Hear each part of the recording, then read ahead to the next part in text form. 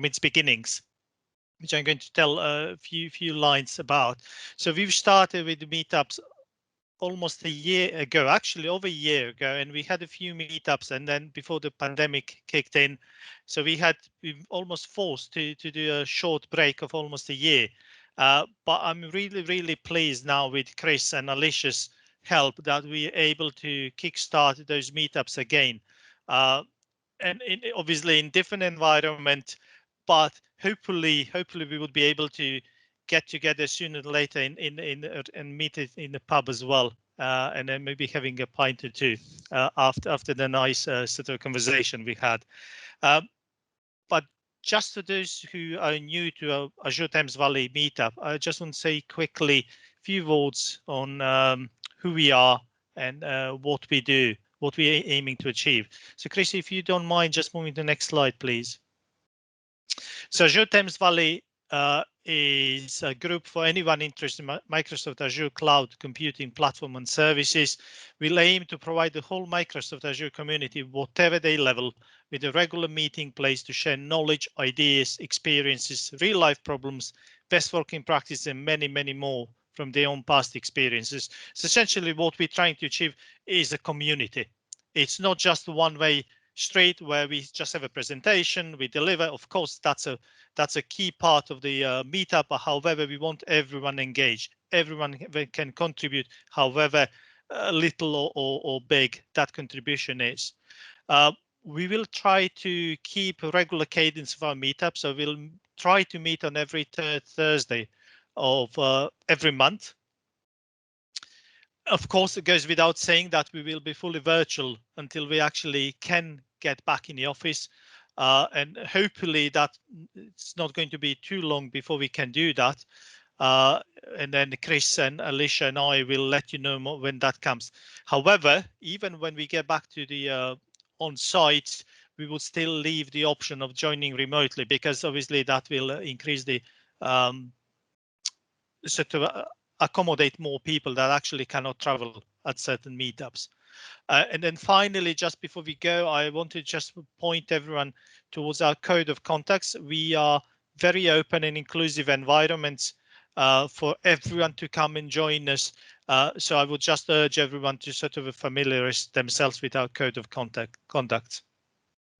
And then before we go to next slide, so Chris, just quickly move to the next slide, please. Yes, so agenda of our meetup, we'll try to keep it as succinct as possible, but as informative at the same time. So we'll have a short introduction, and as you will see, my colleagues Alicia and Chris will introduce themselves shortly, and they'll talk more about the community, Azure community in particular, and social aspects of the Azure Thames Valley.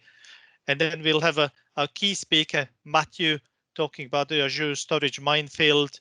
And then once we finish the key presentation, then we'll have a question and answers, which I would highly encourage everyone to join and participate in. And then we'll wrap up with more networking, and then we'll be introducing our next month speaker as well. Over to you, Chris and Alicia. Thanks, Josip. Hello, everybody, and a very warm welcome to Azure Thames Valley. My name is Alicia Dillon, and I'm the Community Marketing Executive at SquareUp, and along with Josip and Chris, one of the organizers for the Azure Thames Valley Meetup Group. We're looking forward to getting some awesome talks lined up for you throughout 2021. So if you are willing to present something to the community, or if you happen to know someone who would be a good speaker, please submit your session via our Sessionize page. Chris, if you click onto the next slide, we should have our Sessionize details there. Thank you. We also really want to grow our community. So if you know any Thames Valley locals who would be interested in joining our group, please share our website details, along with details of the meetup page, our Twitter and LinkedIn details with them. I'll also share them in the chat a little bit later on. And if you know any local businesses who may want to support us, please point them in our direction. We'd love to have a chat with them. Like I say, I'll share all of the links to all of those pages within the chat. And I'll now hand over to Chris, who will talk about what's new in Azure. Thank you. Great, thanks, Alicia. And hello, everyone. So probably worth just a quick introduction of myself as well. So Chris Reddington. I work at Microsoft, so I'm actually changing role next week inside of Microsoft. So I'll introduce with my new role, which is a cloud solution architect here in Microsoft. So I've been at Microsoft for several years now, working more recently in Azure engineering and doing a bit of work in the community as well. So really the purpose of this particular slot that we're just going to do right now is we wanted to just shine a little bit of a light on some of the things that are happening in the community, maybe share a few tips and tricks as well in terms of how to keep up to date, some of the resources that are out there, because we've all been there. We know there's so much content out there. There's so many things going on. Cloud is changing all the time. How do you keep up to date with that? How do you kind of keep your skills and make your skills current and keep everything going there? So what we want to do each session is maybe have a lightning talk or some kind of community slot, or just some session just to help people keep up to date. So a little bit of light relief before we go into the main session of the particular evening of that particular slot. So hopefully everyone can see my screen and Microsoft Learn here. So again, I can share all of these links when we go ahead and start the session, just so everyone's got those here. But just a few different areas first that I wanted to make sure everyone is aware of, resources from Microsoft. So the first off is something called Microsoft Learn. So be curious, just maybe show of hands if you want to put your hand up, or just chat in the window, however you best want to do that. Whether any of these you're familiar with, or you've used, or you haven't used them at all, we'll get a bit of interaction going as well. But Microsoft Learn has been around for the past few years or so. And really what it's there for, clue is in the name, to help you learn, to help you get up to speed. So a little bit different to Docs. Microsoft Learn is a load of courses and modules, materials to help you get up to speed with various Azure services. So it can be as simple as the Azure fundamentals and being able to understand some of those core concepts that are available inside of Azure, all the way through to something as deep as understanding security within Azure Kubernetes service, for example. There's loads of different learning paths you can go and take a look at, and there's modules inside these learning paths, and you get they've kind of gamified it as well. So you have XP and levels, for example, so you can go and compete against others and make sure that you're winning against everyone else, because everyone likes a good competition. So just wanted to show that, because I think it's a really great site that when I'm speaking with people in the community, actually they didn't really know that this exists. So you can go, as I say, go filter down on Azure. And whether you're more of an administrator and an IT kind of pro scenario, or maybe you're more of a developer, you can go and focus down on those particular personas and go and take a look at the learning paths or the modules that might be relevant to you as well. So that's a good place to start, I think, if you're not so familiar with Azure yet, or even if you have done it in the past and you're familiar with certain areas, you want to grow your skills, it's a good area to go and look at. Next up, I wanted to talk about the Azure blogs. So this is probably one which a lot of people know a lot about already, but when people ask me how I keep up to date with everything that's going on in Azure, this is one of the tools in my kit bag. This is one of the things that I use to keep up to date. So my sneak tip is, if you scroll down here, you've got this magic subscribe button as the RSS feed. I know RSS feeds are very old school. Maybe some people would think about that with apps and things that we have these days we can use, but it still works just as well. You can go ahead, subscribe to an RSS feed, and I actually have it in Outlook. So every time I have to go and look at my work email, I have to go and check the Azure News while I'm there as well. So it forces me to stay up to date and see what's going on, because I don't know about you, but I hate seeing numbers next to those folders. So I have to get those numbers down. So I make sure they're all red there. Just to give you some ideas of the types of things that are in the blog just over the last couple of months. So this is all since 2021. Not reading every single blog post, of course, but to just give you a flavor. For example, yesterday, Azure Firewall Premium went into preview, and there's some nice, interesting features around TLS inspection, around URL filtering. So some nice additions there with Azure Firewall. Last week, there were some announcements or changes around Azure Defender. So Azure Defender is, I guess, a broader offering around security inside of Azure. And there's a particular update around App Service. For anyone who's used App Service, you may know that if you want to use your own domain name, you need to have your DNS records mapped, but sometimes you might forget to unmap those and remove those. This is a service that actually goes and helps you identify those mapped records that maybe you've forgotten to remove. Why is that a problem? Well, you don't want someone to spin up the Azure website when you've deleted it and spoof your company address or spoof your domain name, for example. So some nice additions there.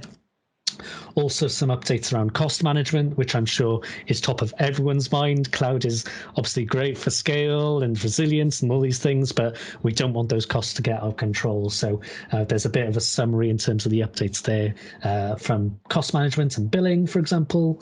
And again, a 2020 year in review. And those are just a few blog examples there. So they're kind of big announcements, but there's lots of things changing every single day with Azure. There's lots of things either coming online as preview, going generally available, maybe services being tweaked and enhanced, etc. Those types of announcements aren't really caught on the Azure blog post. So there's actually another page, and once again, you can go and subscribe to that, the magic RSS feed button there as well. And this is the Azure Updates page. And this is the one that I typically keep a look on and keep an eye on. So as an example, rather than scrolling down through, again, I've just looked at some of the key announcements that have come out over February and January. As an example, yesterday, this might be of interest for a few people here today. Azure Key Vault previously didn't have role-based access support. It was in preview for recent months. As of yesterday, that's now generally available. That's a really huge update, actually, because now you can go ahead on an individual basis. Secrets, certificates, keys, you can go and manage those. You couldn't do that in the past. As of that blog post yesterday or update, you now can. So that's a really great one that didn't get announced on the blog posts, but did get announced on Azure Updates. Event grid support for Azure Cache for Redis, for example, was earlier on in February. When we think about cost savings, start and stop functionality for Azure Database for MySQL. SLA updates in terms of Azure Active Directory Premium. You can see the granularity of the types of topics here varies a little bit, but this is really, if you want that almost change feed or change log and updates of what's happening in Azure, this is the place to subscribe to. This is the place to go and look at. Again, another fairly big announcement at the end of January was for anyone who's been using Azure for quite some time, you might be familiar with a service called Azure Cloud Services. Again, that's been around for quite some time, worker roles, web roles. There's actually now two flavors of that, the extended support version, which was as was if you've used it in the past. Classic as was in the past. And extended support is now the modern version based upon virtual machine scale sets and more modern approaches using Azure Resource Manager. So again, you can see there's quite some relevant announcements if you're building in Azure already and you're trying to keep up to date with what's going on. All of these are literally straight from the Azure Updates page. So this is one of the things that I absolutely subscribe to just to keep up to date with everything that's coming out there. And again, everything we've just looked at here is all since this year. You know, that's just the last, 6 weeks of 2021. So a lot of information coming out there. So a couple of other things I wanted to update on as well. And this is more community driven now rather than necessarily anything Microsoft driven or specifically Azure focused, let's say. I mean, all Azure focused, but not Microsoft driven. And that is all work in the community. So a good link to be aware of is cloudfamily.info. And on here, oops, if I click out of that, there's a whole host of information here. People in the community who are bloggers, people who have their own podcast, for example, various events that are going on, extra information that might be out there and available for you to go and just keep an eye on and just keep yourself up to date. So as an example, on the blog side, there's a whole host of people that I follow, Pixel Robots, for example, or Gregor Sutty, who go and write content in the community and produce some really great content. Back when I was preparing for some of my own Azure exams, for example, Pixel Robots had a number of posts up helping you kind of triage and understand what Azure Docs might help you for some of those exams. And this was prior to Microsoft Learn. So, some of these folks have been doing this for years now and have some really great content out there. So really well worth just taking a look through some of those pages, understanding some of the stuff they have there, because you might find some great nuggets of information in there. And of course, I can't do this without a bit of a self-plug as well, of course. I am one of those people in the community as well. So if you're interested, cloudwithchris.com. Some of the things that I talk about as well are things like pretty much what we've just done there, looking at some of the changes that are happening week on week. So I have a weekly vlog where I go ahead and take a look at some of the latest and greatest that is coming out with Azure, just to help everyone keep up to date. Looking at some of the cloud design patterns, for example. If anyone's interested in Azure architecture and some architectural patterns, I have loads of sessions on those, as well as some DevOps concepts and various blog posts as well that might be interesting. So shameless self-plug done, but thought this was a good point to go and do that as well. So I think that is about it in terms of just the community updates. But just as a reminder, we don't want it really to be a session where it's Josip or Alicia or myself coming along and running this kind of slot every session. It's a community slot. It's for absolutely everyone to come along, whether you've been working on something and you think it's kind of interesting, or whether you've been hitting a roadblock with something and you just want to kind of share your experience with the community.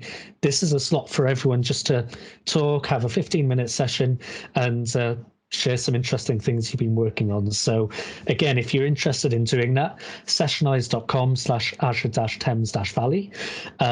We've got a slot on there for like a lightning talk, and this would be the slot where you just do a quick 15 minutes just to share something that you've been working on there.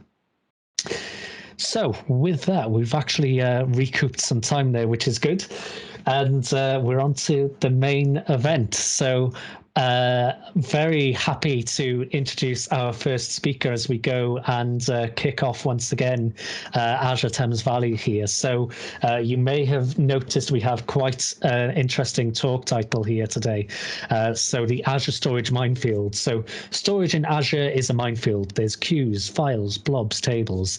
Then there is hot, cold, archive, standard, premium, ultra. Storage can be version 1, it can be version 2. You've got blob storage. And a blob storage account doesn't even allow you to store all types of blobs. The different options have different prices, performance, availability. So having knowledge of how all of these storage options work, along with their limitations, will ensure that you choose the right platform for the right data. And I'm very pleased to introduce, giving this session, Matthew Bradley. Matthew, over to you. Cool, thank you, everyone. Can I just say, Chris, as well, if I didn't know you worked at Microsoft with that setup, if you came on and said, "Hi, I'm Chris, I work at Radio 1, I would not have doubted that for a second. That's an awesome setup you got there. Career aspirations. Yeah. But no, thanks for having me as well, everyone. I think one of the good things about lockdown, if you can call it that, and COVID, is having events like this. Having events like this now, being done remotely rather than in person, opens up the opportunity for a lot more people to come from different areas as well. So, I think if it wasn't for lockdown, I probably never would have attended the amazing Thames Valley Azure user group. Would have been so far away.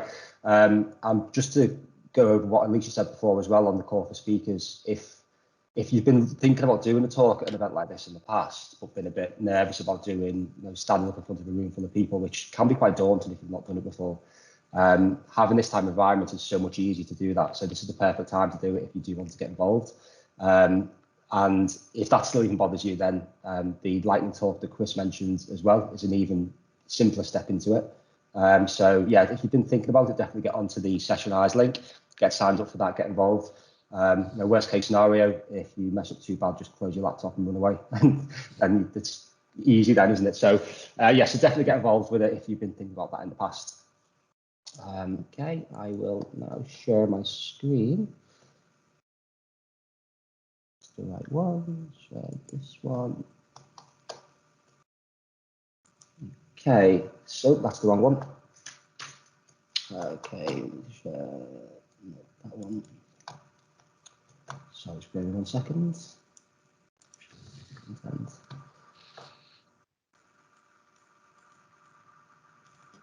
This is the equivalent of in person where we have to deal with cable management and getting the right display port or VGA or whatever. So, you know, we're giving the authentic experience here, folks. Yeah. So I've got the right screen. I'm just closing everything down. It's open on it at the moment. So let's see this one here. Okay, and so hopefully now you can see the slide. We still see the speaker notes there, Matt. Okay. Right.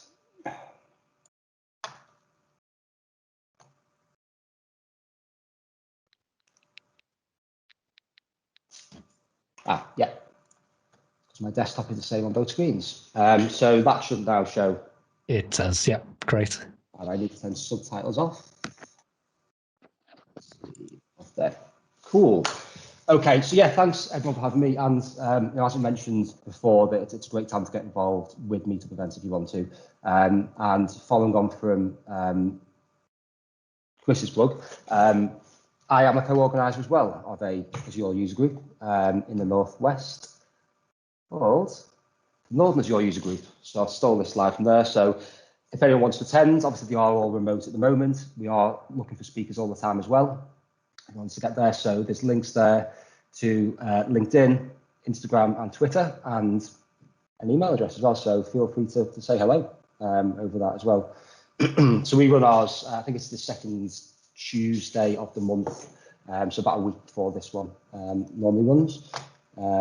So yeah, our next one is in a couple of weeks. I think it's the 9th of March for the next one there. So before we get into it, just very quickly, a 2-minute thing on me, just to tell you so you know who's speaking to you. So I've worked at UKFast for just coming up to 10 years now. So UKFast are a service hosting provider. And my background is mainly sysadmin before Azure. So I was a Windows engineer, dealt with a lot of Hyper-V, VMware, storage, and kind of HA-SQL, web farms and things like that. And then when they started to do Azure support, I moved over to the second division called Clear Cloud. It was a separate company at the time, but now it's a separate department within UKFast. I've been there 3 years, so I kind of started off that area. I was the first person over there. And so because of that, I kind of started to do a lot of different things. So SA, migrations, DevOps, consultancy. I had to kind of cover a lot of areas at the start. And I still do little bits of each of those things now as well.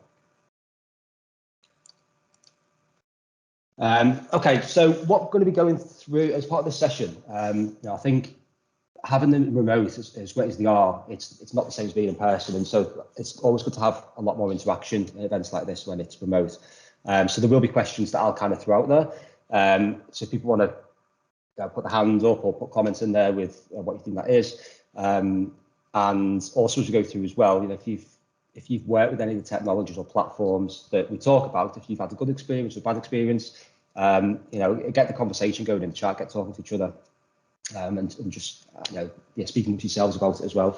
If anyone does have questions, feel free to either pop a message in the chat or you know, take yourself off mute and shout up if you want to ask a question.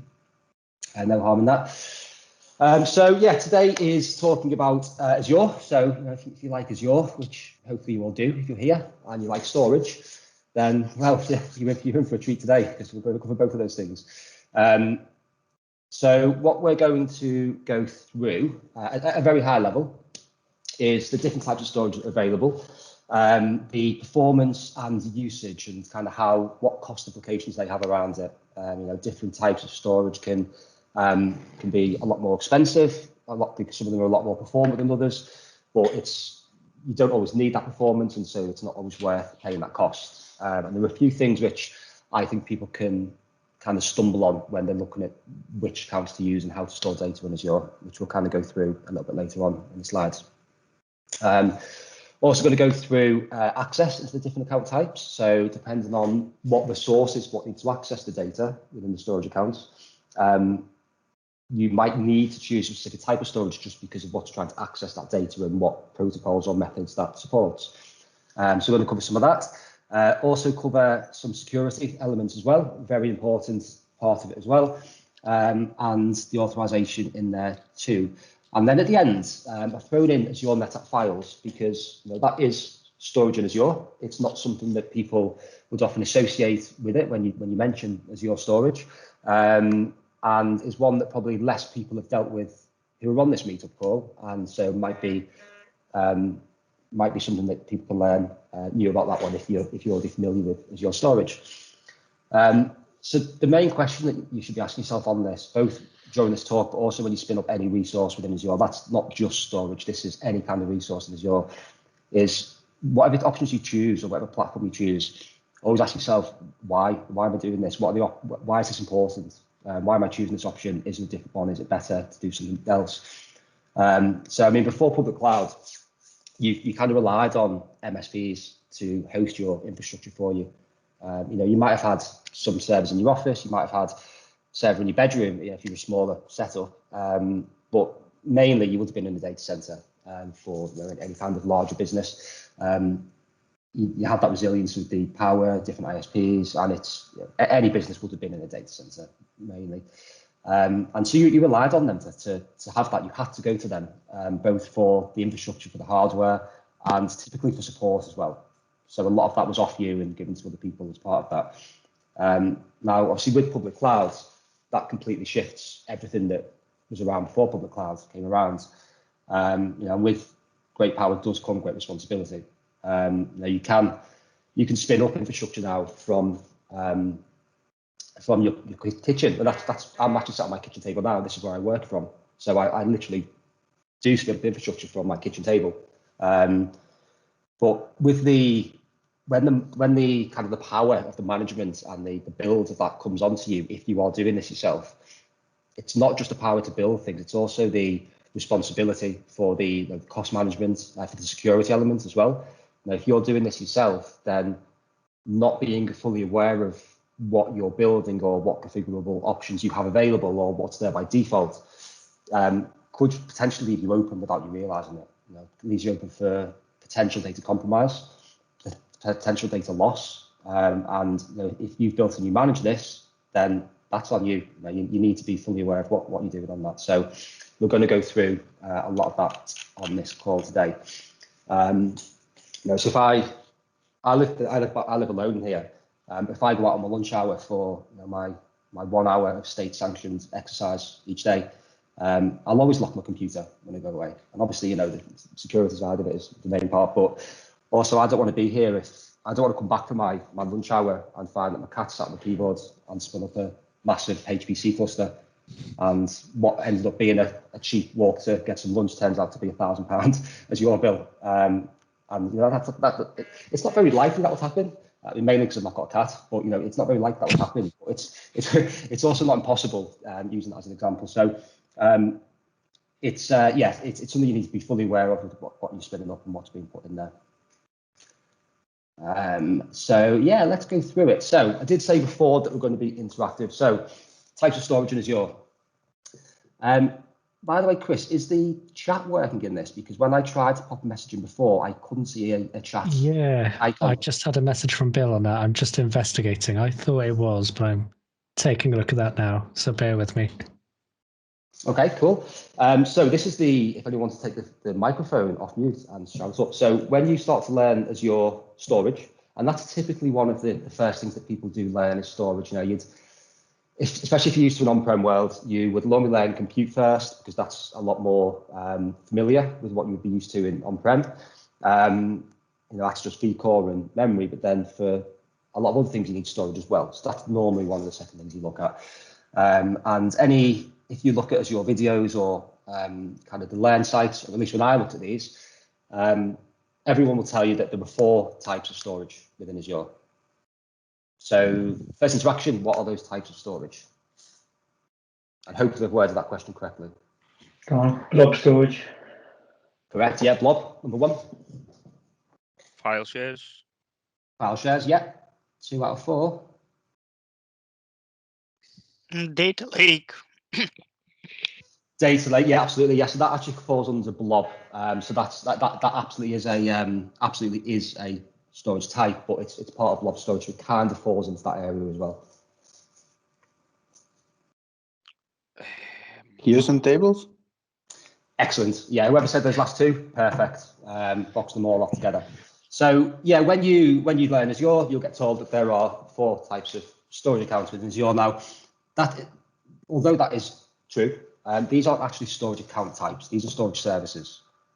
Storage account types is something slightly different, which we'll get onto in a short while. But at a very high level, there's 4 storage account services, and that seems pretty simple until you start to actually get into it a little bit more and look a little bit beneath. So file seems simple enough, but within file you've got cool, hot, premium, transaction optimized. Then within there you can go further down to specify different GP, V1, V2, LRS, ZRS, and then depending on what options you choose there, you can then go even further and do regional redundancy or availability again.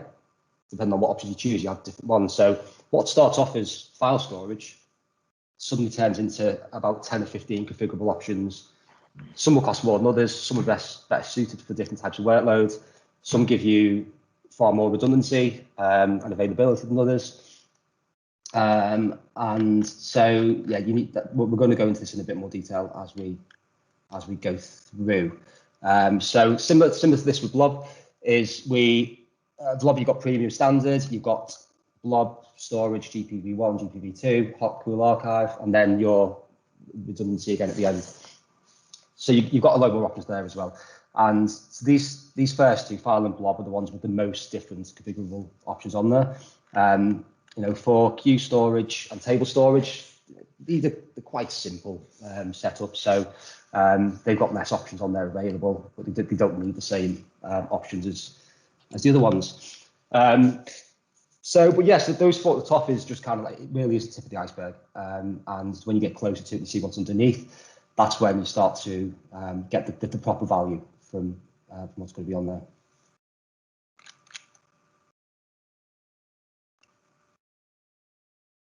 Okay, so digging further into this then. So when I said before that the blob, file, table, queue storage aren't storage account types, they are services that are within storage account types. So what's listed here on the left-hand side is the main 5 storage account types. And so the main kind of the middle 2 columns here are by far the most important for initial consideration, and then you go further into it once you've kind of looked at what there is there in those 2 columns. So the top 2, general purpose V2 and V1. This is used, as it sounds, it's for general storage. The general purpose is the kind of performance tier for this as well. So it's not premium storage for general purpose, V1 or V2. Now, just the fact it's not premium doesn't mean it's not fast enough. Microsoft will say this is suitable for most workloads that you have on there. And one of the good things with general purpose V1 and V2 is if you look in the list of supported services, they both support, with the exception of Data Lake, they both support all the services. So you can create a single storage account, which in general purpose V1 or V2, which has blob storage in there, which has file storage in there as well. It's not one or the other. You can also have queue storage, you can have table storage, so you can have all 4 of those different storage types within the same storage account. So that can be, for ease of access and ease of management, if you don't need to separate them off, that can be just quite beneficial having them all together. General purpose V2 obviously supports Data Lake as well, which someone mentioned before as a storage account type. For for anyone who doesn't know what data lake is, if you think about file storage, I know, like if you've got a file server at home, like an NTFS file system, as an example, it's quick to access, it's quick to search through because it's indexed really well. The whatever host that is fully aware of what files and folders are, so it makes it a lot easier to search through things quickly and efficiently. And so it's quite quick to return data back when you need it. Alongside that, you have blob storage or object storage, which the object storage, it treats every single file, every single folder as an object. So it's got no idea, no kind of concept about what a individual file or folder is. Everything is a blob. So because of that, it makes searching for a certain thing within blob storage quite difficult, because it doesn't just search for it within a certain folder like you would do with file storage. It has to search through every single blob on there to see if it matches what you want it to match. So it's not efficient for, you know, looking through or searching through data. So what Data Lake does is it combines the both of those things. So it gives you a file system hierarchy, but puts it onto blob storage. So you get one of the big benefits of blob storage, although it's not very fast to search through and index through compared to file storage, is it's really scalable, which you don't have the same scale with file storage. So Data Lake gives you this kind of love child between those two things, which gives you the scalability of blob storage with the kind of the searchability and performance you get that you do get with file storage as well. So Data Lake you create on blob, you create on blob storage. Ignore the fact that it's against the general purpose table, because it is a type of blob service. And if you are going to create Data Lake, you need to choose. It's like a toggle switch when you create the storage account. You can't change a storage account once it's been created from, a storage service from normal blob into Data Lake once it's been created. You need to set that toggle switch as you create it. Otherwise, you need to create a separate account next to it and then move your data over, which might cause you downtime as well. So you do need to do that from the very start of it. One of the things that you see on here, which makes some of the storage accounts quite different, is the redundancy options. You can see there's different options on there. So just very quickly to go through what these are, if people aren't aware of it, because some of these have been added more recently than others, so you may not know. So LRS, locally redundant storage, will store 3 copies of your data within the same data center. So typically on different storage stamps within the same data center. So, I mean, you don't, when I say 3 copies, you don't have access to view 3 separate copies of this. This is more at the storage level in case there's issues with corruption or block level issues, and it will kind of recover back from it. You can't log on and see 3 separate instances of that data. It is a single instance, but underneath the kind of HA is built in to have 3 separate copies. So you can sustain the loss of a single storage stamp and still retain your data. GRS is, in fact, let's go into ZRS first, because that's kind of close with how we're following things. So ZRS is zone redundant storage. So I'm sure most people here know, if within any region, so within UK South, you'll more than likely have, it's going to be 3 data centers in any region, typically at least 3. The newer regions, you might have 2 at the start. Chris might correct me if I'm wrong there. They might all start with 3, but I think in the past there might have been some that start with 2 and then they grow. So ZRS, zone redundant storage, will store those 3 copies of your data rather than having 1 copy in 3 separate storage stamps. They put a copy in 3 different data centers instead. So the redundancy that gives you the improvement on this is it no longer limits you to only be able to sustain the loss of 1 storage stamp. You can now sustain the loss of an entire data center within that region, and your storage is still accessible and online, which is great. You know, I think it's quite rare. It definitely is rare that an entire data center will be unavailable, and so having that on there really gives you a lot of redundancy within that as well. Then you have geo-redundant, GRS, which is you get 3 copies in region number 1. So UK South is your primary region, and it will also store 3 copies in UK West, or whatever the purge region is for that area.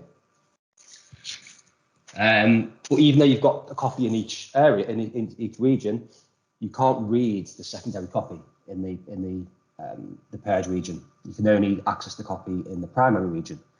Up until recently, I always used to hate using GRS, and I wouldn't really recommend it to people to use, because what used to happen if you had GRS, and say you had GRS going between UK South and UK West, or probably more appropriately, let's put it into Europe, because this actually happens, where North Europe and West Europe. So North Europe, Dublin, and West Europe, confusingly, east of Dublin is Amsterdam for West Europe. If you have GRS set up between those two areas and Dublin goes down, or the storage service within Dublin goes down, because although you've got 3 different data centers, it's still going to sit on the same service mesh for the service. So it's entirely possible to have a service that's lost between all 3 data centers. Now, what happened at a time when there was an incident in Dublin a couple of years back where this did happen, and people who had data in GRS, you would assume that you can bring that data online immediately in the paired region because you have a copy there, and that's what this is there for, right? This is there for redundancy. But at the time, Microsoft couldn't fail over individual storage accounts between those regions. They had to fail over everybody's all at once. So Dublin was offline for a while. And obviously they deemed the risk of data loss higher than the risk of waiting to get things fixed. So even though you had this redundancy built in, you couldn't actually access it on the other side, which is why I'd never really liked it very much historically. However, now you can absolutely do it at the storage account level. So you do have the ability now to fail that over. So that gets rid of all those issues. And then RAGRS is read access geo-redundant storage. So I said before, with the normal GRS, you can't read from the paired region. With this one, you can. So you can't write to the secondary region primarily, but you can read from that region, which is great. And then what have we missed? So yeah, the next one is, these are the newer ones now. So GZRS is Geo Zone Redundant Storage. It's hard to say. And that combines ZRS and GRS as it sounds. So it gives you in 3 data centers in UK South, 3 data centers in UK West, or whatever the 2 purge regions are. And then read access GRS is, as it sounds, it's as we just mentioned, but you can read from that secondary as well, which can be quite useful. So as you can see there, between general purpose v1 and v2, going back to the storage account types, the big difference there between them is general purpose v1. It is legacy storage.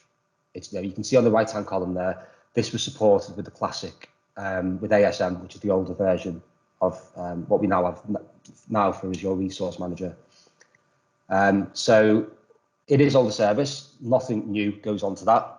So Data Lake, which is a newer technology, is only on general purpose v2 on the newer technology. Redundancy options as well as less. So what you'll notice there with v1, any redundancy option that has a Z in it does not exist against v1. And again, the reason for that is it's legacy storage. Microsoft came quite late into the availability zone game. Well, if you compare it to AWS, they did come quite late. Now, the fact that they've done it later means that they've got newer technology. And I think it's actually a lot better for various reasons that probably goes beyond what we're talking about here today. But general purpose v1 isn't zone aware. So you can't have things spread across different zones because the storage just isn't capable of doing that with how it is at the moment. So they're the main differences. One other difference between v1 and v2, historically, it's probably changed recently, but historically, I would always recommend v1 over v2, which kind of, when you first say that kind of doesn't make sense because you're like, why would you want the older storage account? And the reason for it is on v1, you don't have any kind of lifecycle management available on there for storage tiering available that allows you to move between different tiers. General purpose V2 allows you to move things between hot storage, cold storage, and archive. So hot's your quick, fast disks. Cold is the slower disks. And archive is the one that's going to take you about a day to get your data back if you need it. So that's there more for like compliance reasons, and not much else other than that. So yeah, cold's going to cost you less money, but it is less performant, and hot's going to cost you more money, but it is more performant.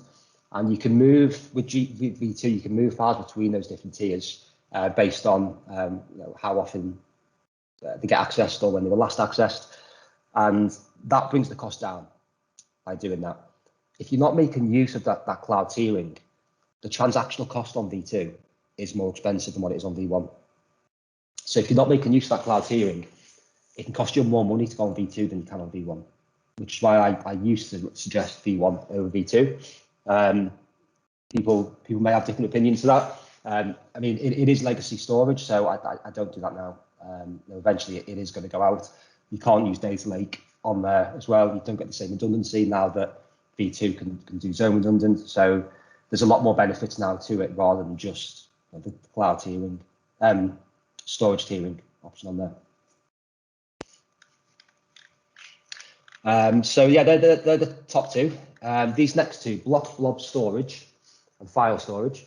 These are both, I said before that the top two, the general purpose is a performance tier that's on there. These next two, blob and file storage, are both premium storage accounts. So these are going to be this is faster storage, lower latency.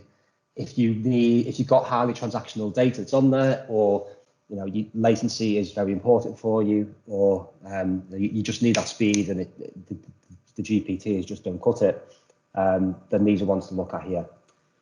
Now these are more expensive because it is premium storage and you get what you pay for. So if you want better performance, you want lower latency, you pay more money. Makes sense. A couple of things to be aware of with that though is the redundancy options for them. You'll notice there were far less for the premium storage accounts. And the reason for that is because you've got local redundant and zone redundant. So you can only have redundancy options that store data within the same region. I mean, you can set your own replication up to go somewhere else, but the built into the platform as a service offering has to stay within the same region. And that's kind of why it's one of the costs of the premium kind of speed on there is it can't be that fast if it has to write to a separate region before it can write to itself, or before it fully commits things. So you do lose the redundancy options that you get with the other two, but you do get faster performance. So depending on what your requirements are for, if you've got any SLAs or RPOs or RTOs or whatever other acronyms your boss tells you to stick towards, depending on what those are, you might have to rule out file storage and blob storage straight away, just for that reason, if you don't have the redundancy that you need to please the business. One other thing to be aware, one thing I see people do quite often on this is people want to put files into Azure, so they think I'll use file storage, and they want to put blobs into Azure or object storage into Azure. So they use blob storage as the storage type. So these two premium ones here, and you can't there's nothing wrong with that. You completely get the train of thought, right? You want files, use file storage. You want blobs, put blob storage. But this is not the only one that supports file storage. These two up here do as well, and this is not the only one that supports blob storage. These do as well. The difference is these are going to cost you a lot more money to do that. So one thing I see them do is that they do that and ends up costing them more money than what they need to be spending, because they quite rightly assume that file storage should be used for all files. So knowing that you don't need to use file storage, which is premium, if you want to store files, is quite important, because you don't need to. You do get the high performance, but it obviously quite literally does come at a cost. It's going to cost you more money to do that. And then the last one, which is blob storage. This is again legacy, so kind of pairs with general purpose v1. You'll see there the redundancy options are the same. It's also not zone aware. And again, is for blobs only.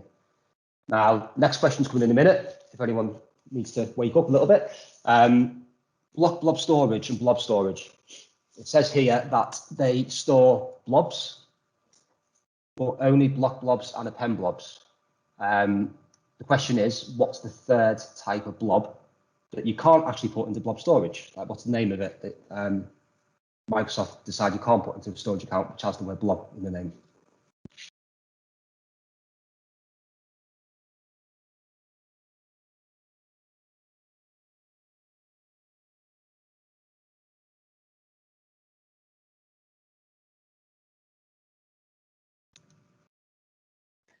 Has anyone used it before? It's not really applicable anymore because it's not something that you really see.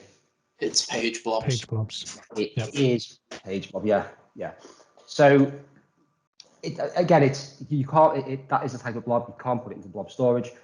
You don't really have that anymore because page blobs it's unmanaged disks is really what you have in there for page blobs. And I doubt anyone would have unmanaged disks at the moment, but you can still do this. You can still use unmanaged disks and you can still put them into Azure, but you can't use blob storage for those page blobs. So again, it's got the word blob in it, but doesn't mean you can store everything in there as well.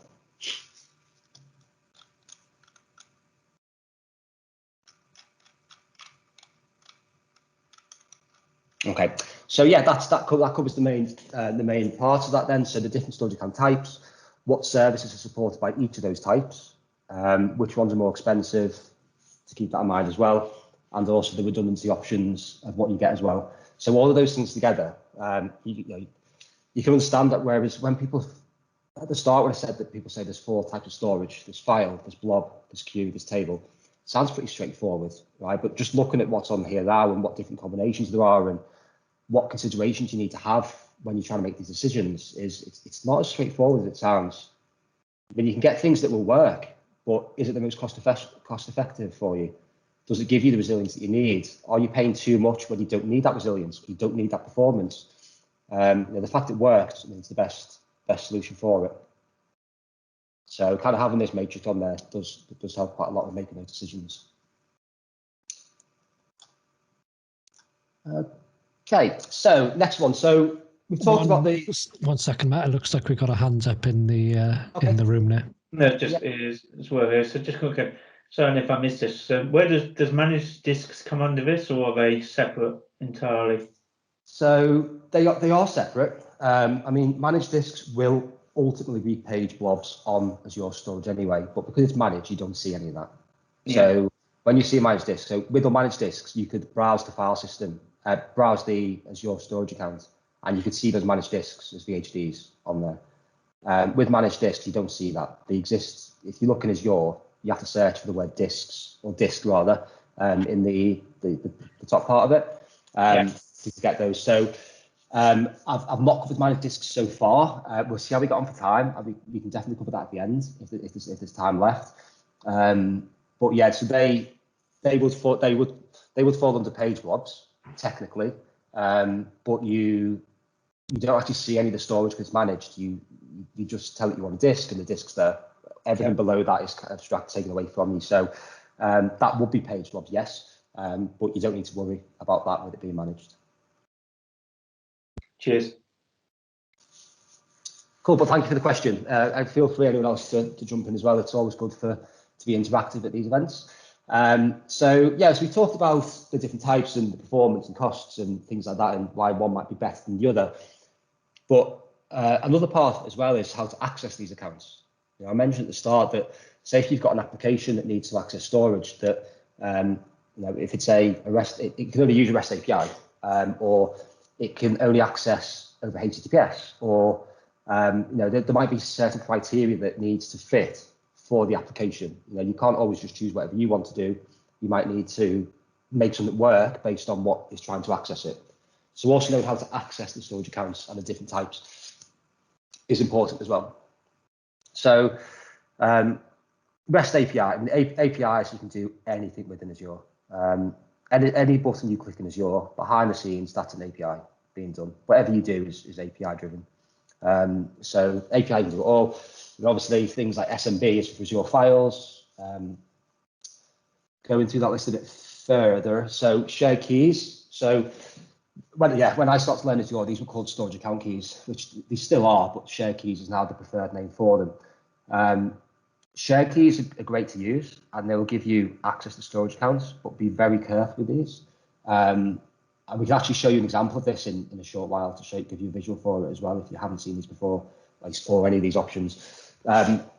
Shared access keys are great, but they do give you God level access over the entire storage account.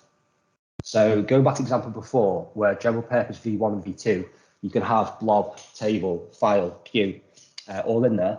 You can put all this in there, and if someone has those access keys, they've got full control over all of those different storage services in there.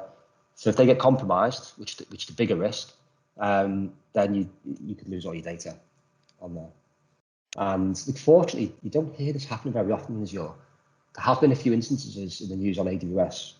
Whether that's because you could argue reasons for that, as you could say they've been around longer, so more people are using that, or whatever. But you tend to hear it more about S3 buckets having compromised keys in there rather than Azure. But it's a risk anywhere. So the shared keys are great, but be cautious with that. You can rotate your keys to change them. So if you think it has been compromised, it's not the end of the world. But obviously be cautious. If you do rotate your keys, you need to update them within the application as well, if you have that referenced. So normally how this works normally is each storage account has 2 shared keys. You have key 1 and key 2. And if you, obviously it's good practice anyway to rotate this on a regular basis. You shouldn't have the same keys forever, because it's like never changing your password on your account. So you should rotate them anyway. But if the applications are using those to reference the file storage, or the whatever storage it is, then the application is going to stop working when you do make that change. So how you should work this is you have 2 keys. So you rotate, if your application is referencing key number 1, you rotate key 2, update your application with that new key so that everyone's accessing it on the new key, and then you rotate key 1 so that both of them are then new, and you have the option then to fail back to the first key if you want to.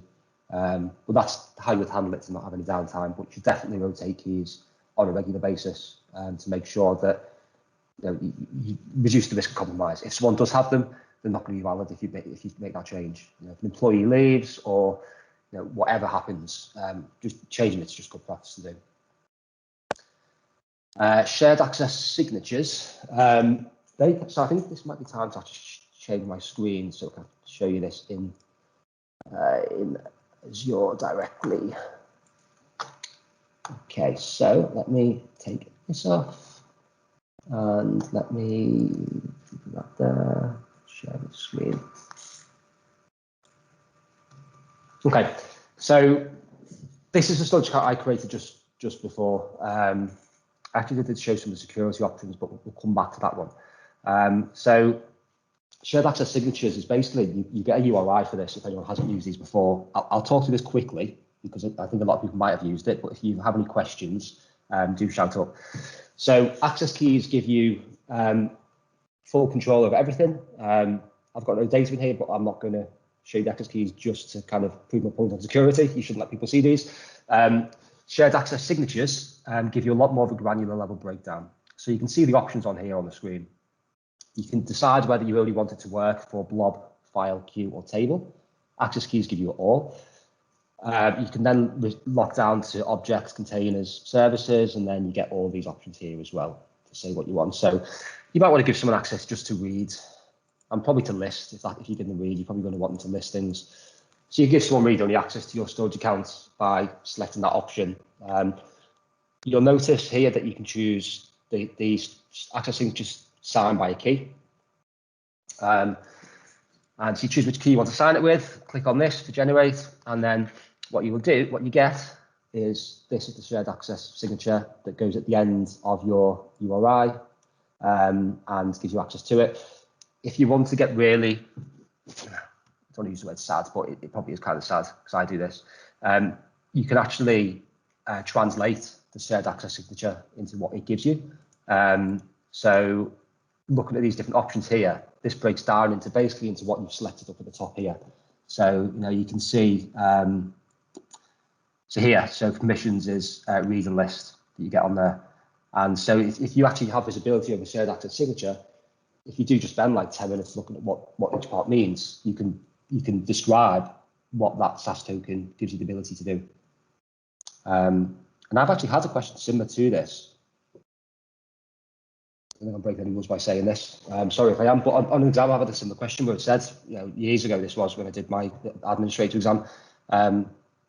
This is your SAS token, you can't do this action. Why? And then you had to give the reason for it. So you had to know what that breakdown was for it. And so, yeah, so that's what SAS tokens are. You can then, let's go back to the screen.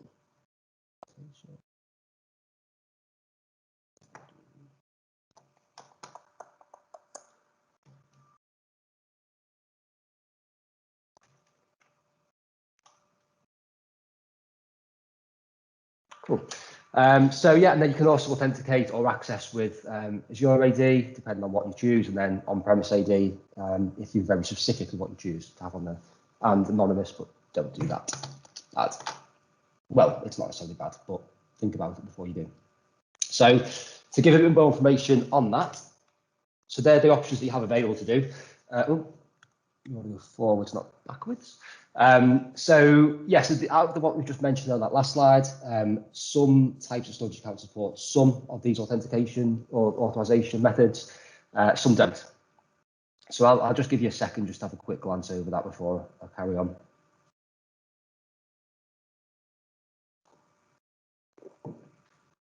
So what you'll see is shared access keys, share keys, which was the first one mentioned where you got access. That's supported across all file types, all storage account types. So whatever you store in there, if you want to use that, you can use that across the board, but do be careful with it. One thing that works quite well with this, if you're using it within Azure, so say you've got like a web app within Azure and you want to use shared access keys, there's a couple of ways you can make it more secure. So you can actually create again, inside the web app, you can create a key value pair. So it's called application settings in web apps, where you can say, so in your web config file, you basically just reference like within the application, you reference like a friendly name, like you would do with a connection string within a web config file. But you store that key value pair within Azure Web in the application settings for Azure web apps. So none of the actual code has that access key in there, which means if someone gets a copy of your web config file, they don't see that precious information that gives them full control over your environment, which is really good. The way you can go even further with this is you can actually store the full connection string or the full access key in Azure Key Vault and just reference the Key Vault secret name in the same way. So within the application settings in web apps, you can reference the Key Vault secret. So even if someone gets access to your Azure environment, if they don't have an access policy into Key Vault, they can't see that at all. And you know that doesn't just work for storage keys, that can work for connection strings and other things like that as well. So quite a useful thing to be aware of. SAS tokens, so you know, again, that works for everything other than SMB. SAS tokens that we've just shown then, it is URI, so it's HTTPS.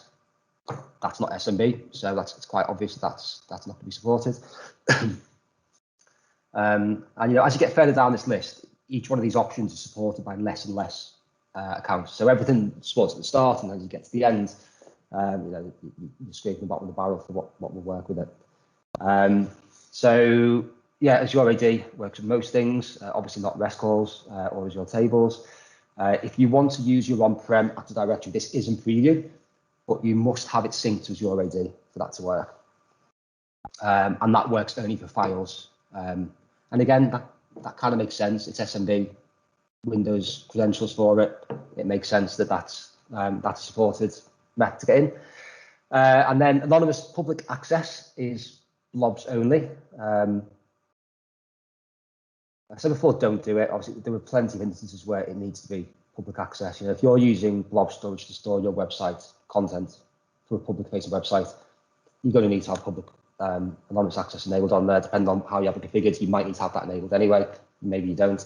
But do be aware that, in fact, I'm hoping I've showed that screen, so I can just drag a screen over there. What was I going to show you then? Yeah, okay. So can you all see the Azure portal now? It's showing the screen, isn't it, rather than the application? Yep, we can see the portal. Excellent, thank you. So what you'll see is when you create containers, so this is within blob storage. The container is kind of like think of it like a folder, but it's only you that thinks of it as a folder. The actual storage system isn't aware of what a folder is, but think of it like a folder. It's easy to understand. The three options you have is private, so no one can get in unless they're authorized to do so. So that's the most secure version. Blob access, which is the kind of the middle version, the Goldilocks of it. It's not too locked down, but it's not open. It's kind of just about right for most things. You tell them what you need.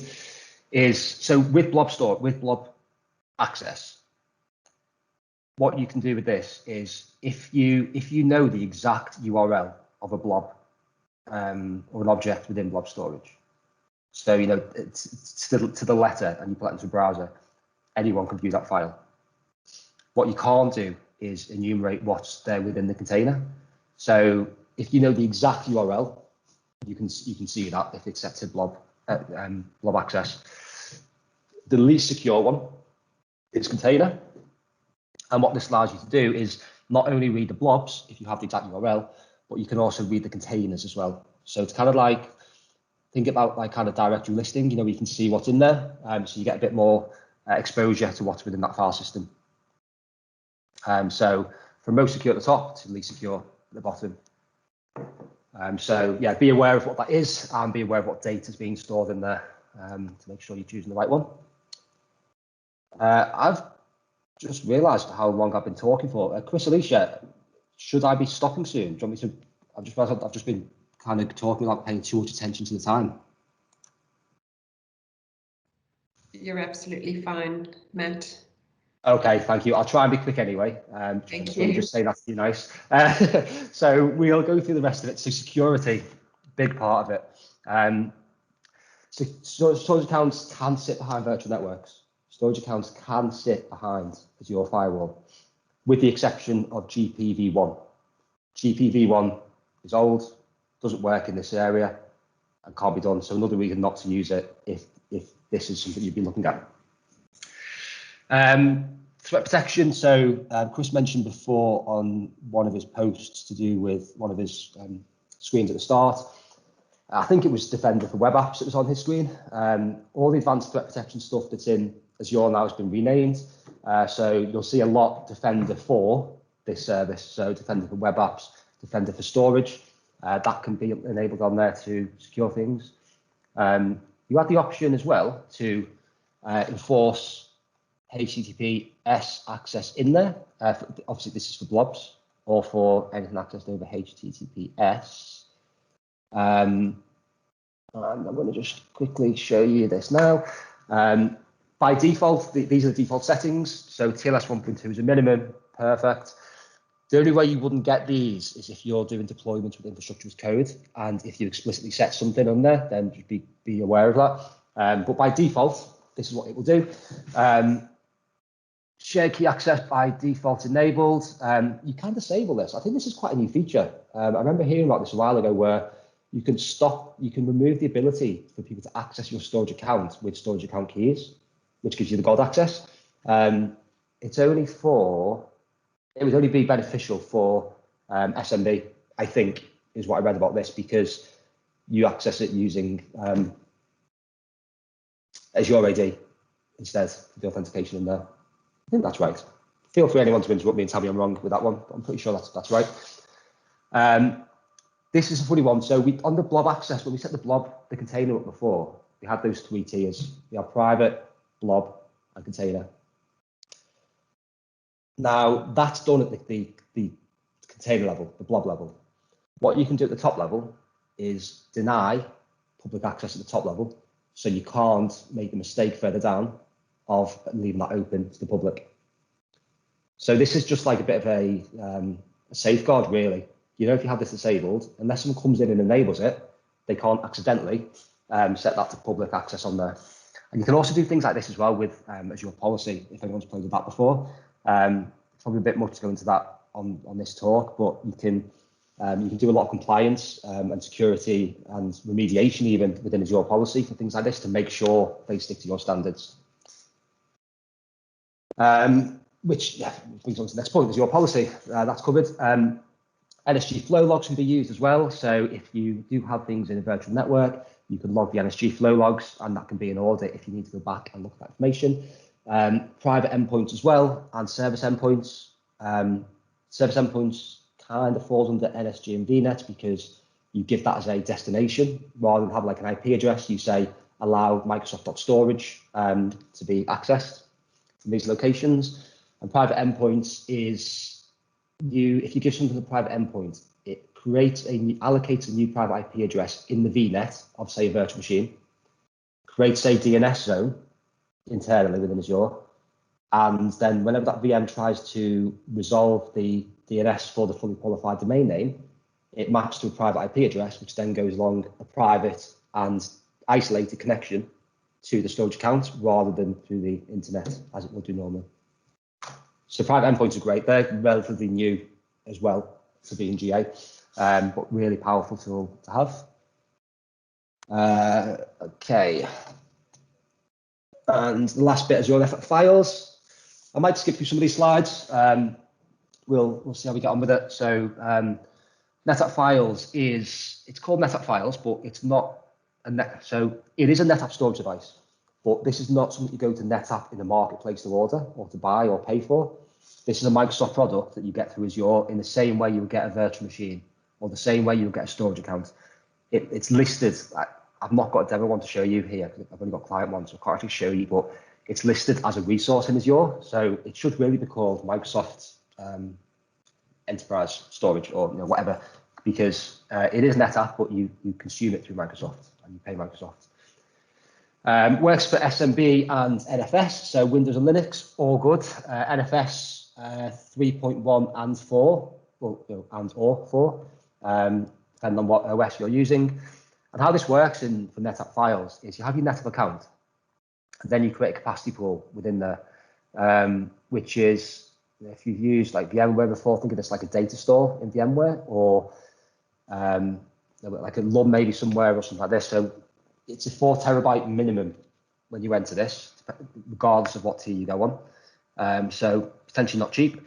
And then you carve out your volumes within there. So what you pay for is the capacity pool storage space. So if you provision a 4 terabyte or tebibyte, as this now is, for example, volume capacity pool, and create a 100 gigabyte LUN, you still pay for that 4 terabytes. So yeah, what you're paying for is this capacity pool.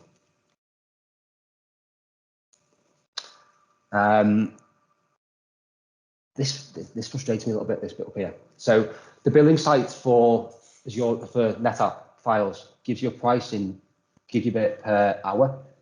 Now, when you create a capacity pool, you can't create it a gig at a time. It's terabyte. It's when you create it, you type in an integer for how many terabytes you want to have allocated.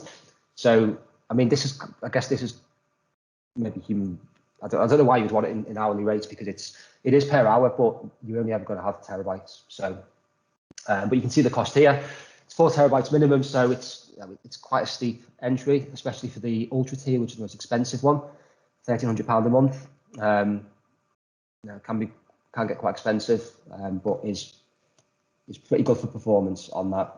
I've got clients who use this for always-on availability groups, and for Windows Virtual Desktop user profiles, and for Citrix user profiles as well. Yeah, it works quite well. To give you an idea for performance, there is just one slide after this one. So the different tiers of NetApp give you different performance, and it's literally just throughput on the disk. So how many megaseconds you get per terabyte or tebibyte that you allocate within there. Now the performance is done at the volume level. So if you create a 4 terabyte capacity pool and give 100 gig volume, you only get the throughput of 100 gig. You don't get the throughput of the 4 terabytes. So what that means is if you need to have high performance storage and you're using Azure NetApp files, you might have a file or a total file system which is maybe 50 gig or 100 gig. But because you need a higher throughput, you need to give it maybe 2, 3, 4 terabytes worth of space, even though you're never going to use more than 100 gig because you need that more space for the throughput. So a big consideration with this is what throughput you do need, because it might end up being very expensive to get the throughput you need for it, based on how much storage there is on there as well. So premium is times 4 throughput of standard, and ultra is double throughput of premium. But yeah, I've had very good experience with this with clients. They keep bringing out new features as well. So you can now change performance tiers of an existing volume on there. You can now mix NFS and SMB within the same capacity pool, which you never used to do. So it makes it a lot more accessible for people using that as well. Okay, so 3 key takeaways. Definitely plan ahead. Whatever storage account you're using, whether it's going to be small for virtual machines or whether it's going to be larger for media or files or whatever you're using, you need to plan it. Going back to the matrix before, where it showed the different file services available with each account type, what redundancy there was for each one, what performance tiers there were, kind of having that and cross-reference things between the different types is really important to do. You might have something that works, but if you pay more than you need to, it's a pain to change it afterwards. Because these things you can't just change them between tiers. You have to make a new one, copy your data. It's a pain. You don't want to be going through that. So definitely plan ahead of time. Security needs to be considered heavily on that to make sure that that is in place and you keep things secure. If you're in charge of this, you don't want it to be your fault, even if you're not aware of it, of what's been set up, that you've left things open, you've left things not secure because you've missed the radio button or missed a toggle that you didn't know was there. So very, really important to consider that. And what I want to guess kind of mirrors or echoes off the back of the first point. Think about your requirements, think about what you need to achieve from this, both performance and availability, and the cost of it, and just make sure that you're making the right decision or the most appropriate decision based on that.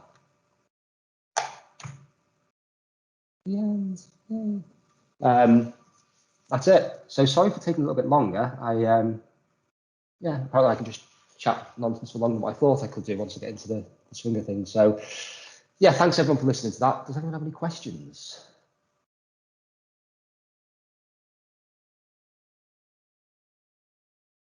Excellent. Cool. Okay, if there's any questions, then back over to Alicia then. Is it back over to you, Chris? Maybe just one quick thing, just jumping on the back of everything you've been showing there, Matt, just as a little bit of a another approach or another thing for folks to consider here with storage as well. I'll share my screen in a minute just to build on everything you've been saying, maybe another use case. Let me jump over to my screen because it might be interesting. I've been doing a lot of work in this kind of area over the past couple of months or so. So the site that you all saw earlier, my Cloud with Chris website, and AzureThamesValley.com, if you do ever view that and take a look at what's coming up, they're all hosted in Azure Storage. So I've got no underlying servers running any of that stuff. Obviously there are somewhere, but I'm not running PaaS or virtual machines or anything like that. It's literally all hosted in storage, and then there's a content delivery network in front of that as well. And one of the extra features that is available inside of storage accounts on the left-hand side, I've scrolled past it, there we go, is static websites as well. So to Matt's point earlier about being publicly exposed in terms of the blobs that are inside, obviously for that kind of scenario with a static website, you'd need it to be publicly exposed there. But just another maybe different scenario that sometimes people don't consider about storage is really cheap. When you think about everything in the cloud, storage is probably one of the cheapest things.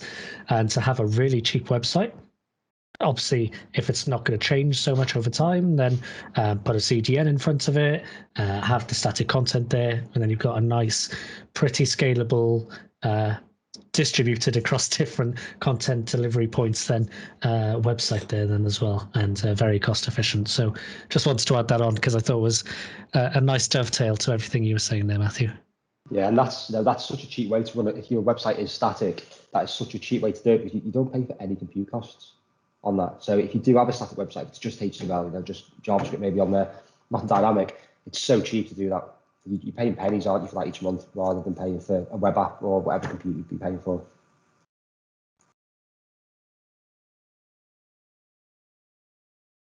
Thank you, Matt. It was really, really good. Yeah, no, you're welcome. Thanks, Josip. Thanks for having me.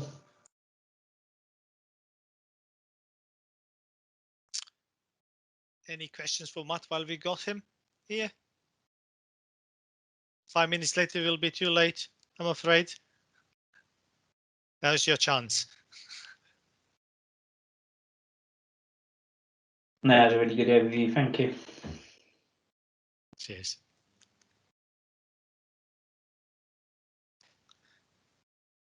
Just realised I was on mute then. I was going to just say, is everyone still awake after listening to my voice for 50 minutes?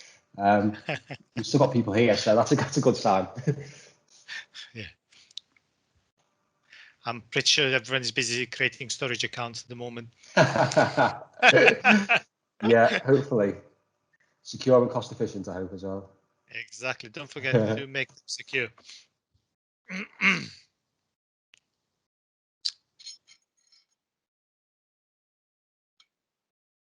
Right. Okay, I guess if there's no questions, let me just go ahead and bring the screen back up again here.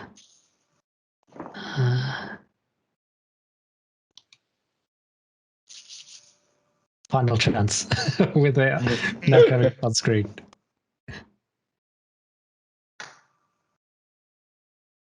Okay. In which case, then I think Alicia, I hand over to you if I'm not mistaken. Thanks, Chris. Well, we were just going to open it up for some networking or socializing. If anybody wanted to meet someone, have a chat with someone, ask some questions, now's the time to do it.